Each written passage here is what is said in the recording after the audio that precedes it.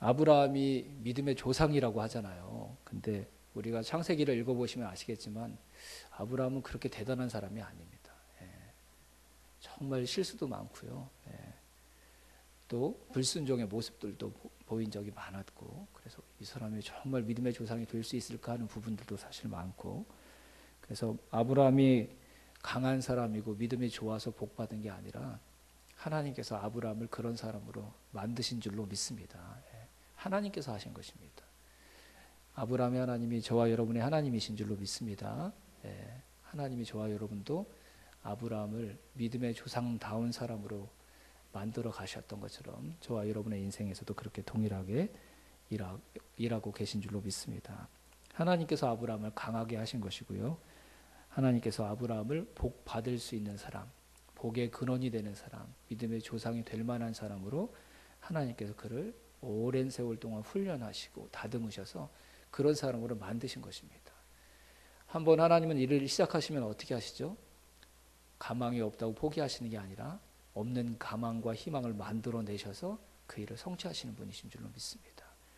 하나님께서 예수님을 통해 저와 여러분을 구원하셨다는 말을 저와 여러분을 통해 우리를 구원하신, 우리가 생각하는 것보다 훨씬 더 큰 구원의 목적을 온전히 이루어내는 사람으로 저와 여러분들을 새로 빚으시겠다는 그런 뜻인 줄로 믿습니다.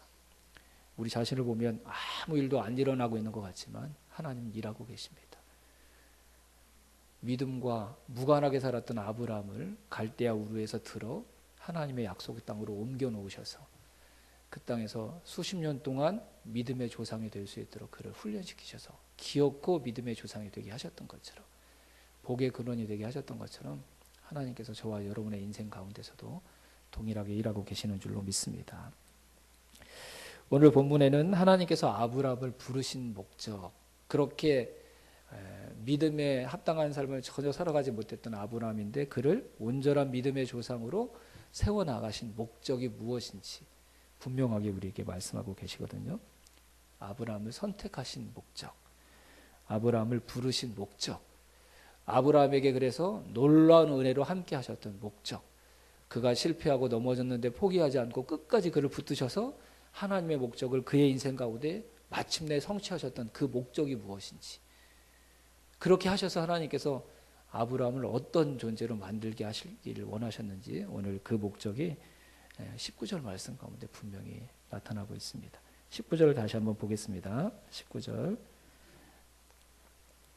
같이 한번 다시 읽겠습니다. 시작.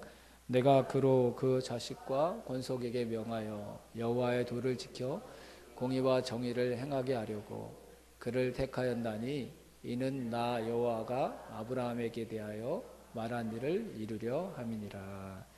아멘. 제가 이제 여기 글씨가 잘 안 보이고요. 저게 잘 보이네요. 먼저 가신 선배님들의 아픔을 조금씩 이해하고 있습니다. 네. 뭐라고 그러셨죠? 아브라함을 택하시고 부르신 목적이 뭐라고 그랬습니까?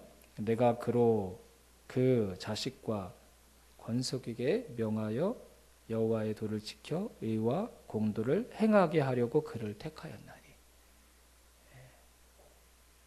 성경에 이렇게 분명하게 아브라함을 부르신 목적이 이렇게 나와 있어요. 뭐라고요? 엄청난 땅과 부자가 되게 하시기 위해서가 아니라 뭐라고요? 수많은 민족이 그에게서 나오게 하시기 위함이 아니라, 그것도 나중에 결과론적으로는 하나님께서 주신 복이었죠. 아브라함을 택하신 이유가 뭐라는 거예요? 그의 자식과 그의 권속들. 권속들은 무슨 뜻입니까? 교회에서 권속들이란 말을 많이 쓰는데 권속들이 뭐죠? 같은 집 안에서 사는 사람, 그렇죠? 예. 내가 함께 돕고 섬기는 내 삶의 울타리 아래에 있는 사람들, 그 사람들을 권속들이라고 얘기하죠. 가깝게는 친척, 가족, 뭐 이런 사람들을 뜻하는 거예요. 그러니까 그들에게 아브라함이 하나님의 말씀을 가르치고 하나님의 말씀을 먼저 순종함으로 그들에게 그 말씀이 가르치는 도와 공의를 행하면서 살아가도록 하기 위해서 그를 선택하셨다는 거예요. 우리는 아브라함 그럼 믿음의 조상이니까 막 큰 일들, 다른 사람들과 비교해서 복 많이 물질적인 풍요를 누린 사람들, 다 이런 것만 우리가 중요하게 보는데 그게 중요하지 않습니다. 하나님이 아브라함을 부르신 선택하신 목적은 아브라함, 네 자식, 그 자식에게 나의 도를 가르쳐라. 내 말씀을 가르쳐라. 그래서 너의 자식이 그 말씀이 가르치는 그 의로운 삶을 살아가도록 그를 권면하고 가르쳐라. 그것 때문에 내가 너를 선택했다. 이렇게 말씀하신 거예요. 큰 민족, 이거 생각했다간 하나님의 인도하심에 따라갈 수가 없습니다.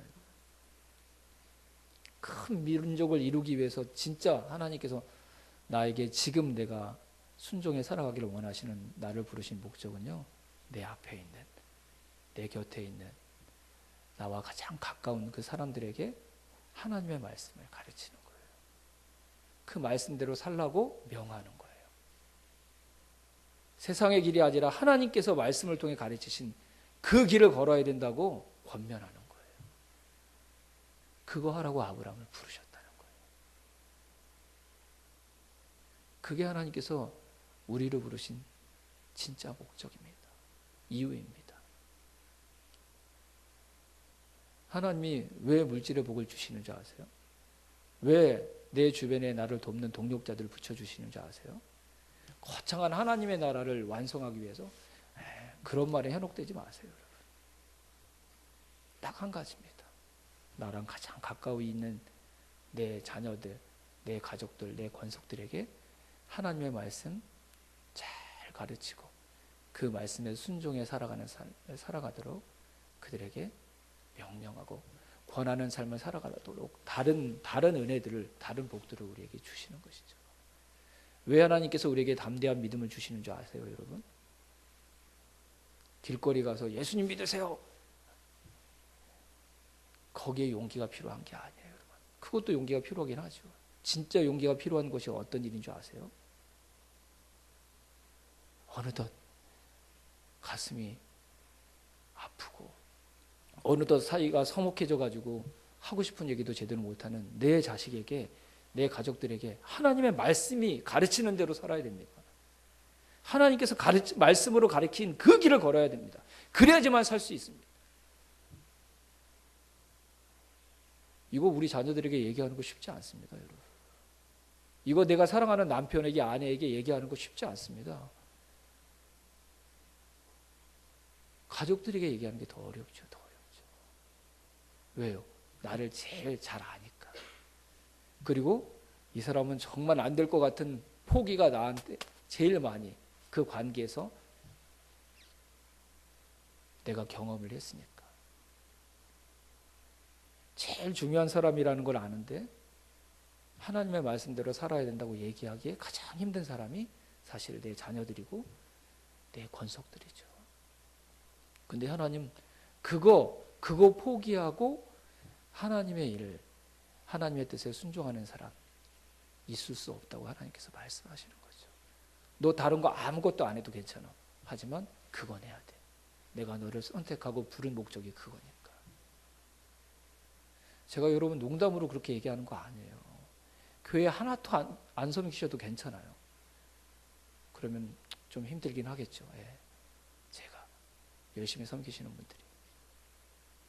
섬기지 말라는 뜻이 아니라요. 혹 내 자녀들을 이 말씀대로 가르치고 내 가족들에게 하나님의 말씀대로 살아야 된다는 것을 그들에게 권하고 가르치고 알리는 그 일을 위해 시간이 필요하고 에너지가 필요하다면 그 에너지와 시간을 얻기 위해 교회를 섬기는 그 일이 혹시 걸림돌이 될 수 있다면 그거 안 해도 된다는 거예요.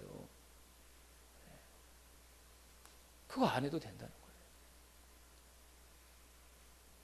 하나님께서 저와 여러분들을 부르신 진짜 중요한 목적이, 가장 중요한 목적이 그것이기 때문에 너의 자식에게, 너의 가족들에게 내 말씀의 도를 가르치고 그 말씀이 가르친 그 길로 함께 걸어가자고 목소리로 권면하고 내 삶을 통해 그들에게 그것이 진짜 진리라는 것을 보여주기 위해 애쓰고 노력하는 것, 그것이 바로 내가 너를 부른 진짜 목적이고 내가 너를 선택한 진짜 이유라는 것을 우리가 안다면 그 일에 우리가 더 많은 에너지와 우리가 가지고 있는 모든 에너지를 쏟을 수 있는 사람들이 되어야 되지 않겠습니까?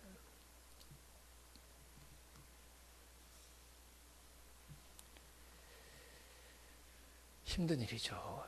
정말 힘든 것 같아요. 아이들이 어렸을 때는 제가 막 목소리 크게 해가지고 그렇게 해야 된다고 얘기하는데 이제 좀 크니까요. 설득해야 되죠. 논리를 제시해야 되죠. 그리고 제가 안 하면 이게 통하지를 않아요.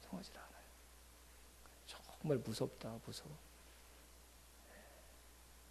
근데 여러분, 우리가 잊지 말아야 됩니다. 그것이 하나님께서 저와 여러분을 부르시고 선택한 진짜 이유라는 것. 우리가 잊지 말고 이미 늦었다고 생각하지 마시고 혹시 출가한 자녀들이라고 할지라도 같이 살아야지만 영향력을 미치는 건 아니죠. 더 힘을 모아서 매일 만나지 못하고 1년에 몇 번 만날지라도 그 만나는 그 순간에 우리가 다른 것 만족하고 다른 것 채우려고 하지 말고 이거 얘기해야죠. 비록 우리가 함께 살지 못하지만 하나님의 말씀대로 살아야 된다. 그 길만이 우리가 살 길이다. 우리 기회 주실 때마다 우리 가족들에게 특히 우리 자녀들에게 이 말씀을 우리가 지켜서 행하는 저와 여러분이 될 수 있기를 주님의 이름으로 축원합니다. 그리고 여기에서 한 가지 더 붙여서 말씀드리면 정말 믿음이 좋은 사람은 내 가족만 나의 가족으로 보는 게 아니라 더 많은 사람을 나의 가족으로 품어낼 수 있는 사람이 그 사람이 그 더 많은 사람을 품어낼 만큼 믿음이 큰 사람이고 믿음이 강한 사람이라고 할 수 있죠. 몇 주 전에 말씀드렸죠. 아브라함 자기 가족들 간에 갈등이 있고 자기 자녀들 약속한 자녀가 아직 태어나지도 않고 나이는 점점 들어가죠. 그러니까 자기 믿음을 지켜내는 것도 힘든 상황이었는데 소돔과 고모라 성의 멸망 이야기를 듣고 나와 무관한 사람들 그들을 위해 하나님 앞에 의인을 구하며 의인 10명이 있으면 그 성의 멸망을 거두어 달라고 간절히 기도하는 삶을 살아갔다는 것을 그때 우리가 말씀을 통해서 함께 나눴습니다. 이왕이면 우리가 이 말씀에 순종하는 그런 자를 뛰어넘어서 더 많은 사람을 나의 가족으로 우리가 받아들여서 더 많은 사람들에게 하나님의 말씀대로 살아야 된다고 우리의 입술과 삶을 통해 가르칠 수 있는, 권할 수 있는, 때로는 힘있게 명할 수 있는 저와 여러분들의 삶이 될 수 있기를 주님의 이름으로 축원합니다. 저와 여러분들 제사장으로 부르셨습니다. 선지자로 부르셨습니다.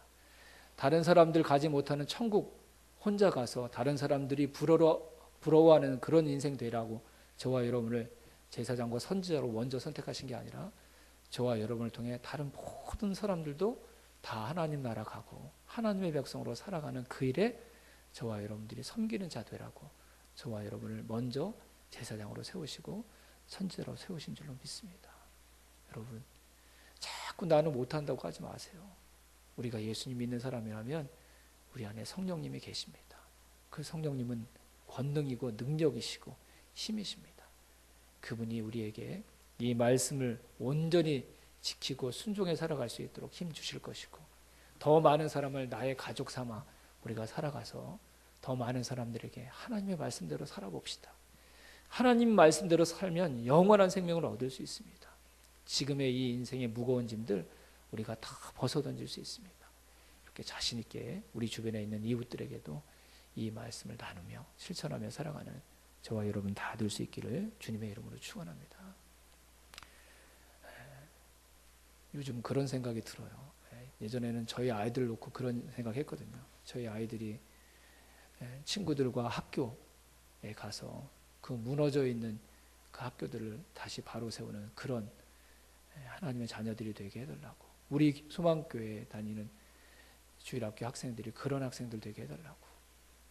근데 여러분 이런 얘기하면 좀 그렇지만 부끄럽고 제가 부끄럽고 두렵고 떨리지만 그런 시기도 이미 지나가 버린 것 같아요. 믿음의 아이들이 학교에 들어가서 그 학교를 변화시키는 이미 그 골든타임도 다 지나가 버린 것 같아요. 그리고 지금은 어떤 시기 같냐면 제가 느끼기로 부디 제 판단이 틀렸으면 좋겠는데 믿음의 아이들을 학교로 보내서 학교를 변화시켜야 될 시기가 아니라 그나마 힘들게 믿음을 지키고 있는 아이들을 어떻게 해서든지 우리가 보호해 가지고요. 그 믿음조차 잃어버리지 않도록 그들을 지켜내야 되는 것. 이미 그런 시간이 되고 말은 것 같습니다. 우리 자녀들도 참 소중하지만 우리 교회에 있는 다음 세대 친구들을 위해서 여러분들 꼭 같이 기도해 주시면 좋겠습니다. 그리고 내년에는 정말 우리 교회가 그 일에 무엇인가 부끄럽지 않게 사명과 사역을 감당할 수 있는 그런 교회가 되도록 함께 기도하고 준비하는 교회가 됐으면 좋겠습니다. 집안의 부모들만이 아니라 믿음의 선배들이라면 우리 교회 안에 있는 다음 세대들 아이들에게 하나님의 말씀대로 살아야 된다. 만나고 그 아이들의 얼굴이 보일 때마다 하나님의 말씀대로 살아야 된다.